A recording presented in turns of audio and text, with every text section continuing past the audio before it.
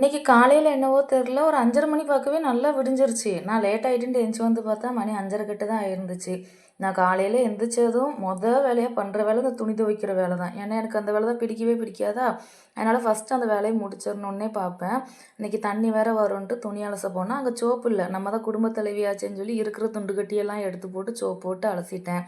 அப்புறம் ஒரு 6 மணி போக்குல தண்ணியும் வந்துருச்சா, எங்க குலதெய்வ கோயில் கொடையா நாளைக்கு. அதனால நேத்தே வந்து விளக்கு எல்லாமே தேய்ச்சிட்டேன். பெட்ஷீட் எல்லாமே அலசிட்டேன். இந்த வீடு துடைக்கிற வேலை மட்டும் பாக்கி கிடந்துச்சு. அதனால வீடெல்லாம் தூத்துட்டு, டீக்கு வந்து வச்சு விட்டுட்டு கையோட மாப் போட்டுறலாம் அப்படின்ட்டு துடைக்க ஆரம்பிச்சுட்டேன். வீட்டையும் தொடச்சி முடிச்சுட்டேன். பிரணவி எந்திரிக்கிறதுக்குள்ள பாதி வேலையை பார்க்கணும்னு நினச்சேன். முக்கால்வாசி வேலையை முடிச்சுட்டேன். ஏன்னா மேடம் இப்போ ரொம்ப என்கிட்ட ஒட்டிக்கிட்டே அலையிறாங்களா, சொல்லப்போனால் என்னை அவள் பக்கத்துலேருந்து எந்திரிக்க கூட விடுறதில்ல.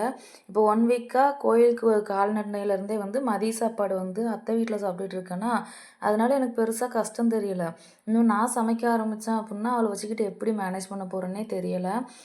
தலை வந்துட்டு ரொம்ப பிசு பிசுன்னு உப்பு தண்ணியில் குளிச்சு குளிச்சு ரொம்ப பிசு பிசுன்னு சடைச்சடையாக இருந்துச்சா, அதனால் ஏதாவது ஹேர் பேக் பண்ணலாம் அப்படின்ட்டு அப்படியே வந்து ஃபேஸ்க்கும் வந்துட்டு இந்த ட்ரெண்டிங்கில் வந்துட்டு உளுந்த பாலில் ஊற வச்சு பண்ணுறாங்க இல்லையா, அது வந்து ரெடி பண்ணியிருந்தேன். இந்த தலைக்கு வந்துட்டு எதையும் தேய்க்கிறதெல்லாம் பிரச்சனை இல்லை, ஆனால் அதெல்லாம் க்ளீன் பண்ணுறதுக்குள்ளே போதும் போதும்னு ஆயிரும். நான் குளிச்சுட்டு வந்ததுக்கப்புறமேட்டே நிறைய அப்படியே ஒட்டிக்கிட்டே இருந்தது. காஞ்சதுக்கப்புறம் விழுந்துரும்னு விட்டுட்டேன்.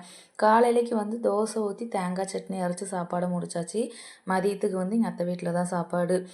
நல்லா முடி காஞ்சதுக்கு அப்புறமேட்டு நல்லா ஷைனிங்காக நல்லா பஃபியாக சூப்பராக இருந்துச்சு. சிக்கெல்லாம் எடுத்ததுக்கப்புறம் அழகாக இருந்துச்சு. எண்ணெய் தேய்க்க மனசே இல்லை.